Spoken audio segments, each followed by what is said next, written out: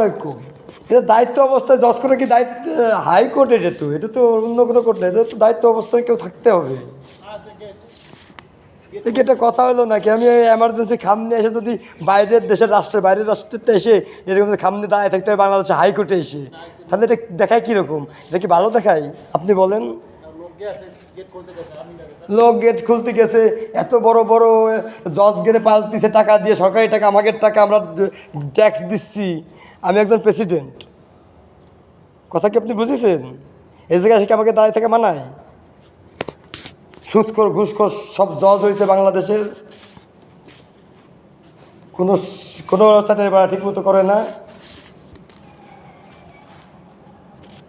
আবার ডক্টর ইউনুসের দেশে চেয়ার, জজের কেটে উচিত ছিল ডক্টর ইউনুসের চেয়ার দেয়, এক রাত্রি সমন্বয় সেট করা 5 আগস্টে এক রাত্রি সমন্বয় বানাই ফেলেছি। এক রাত্রি বানাইছেন আপনি কোন সিস্টেম করে? তাছাড়া 5 আগস্টে আমি বসে যেতাম চেয়ারে, আবার আজকে আবার ডাকিছে, ডেকে পলাইছে সব।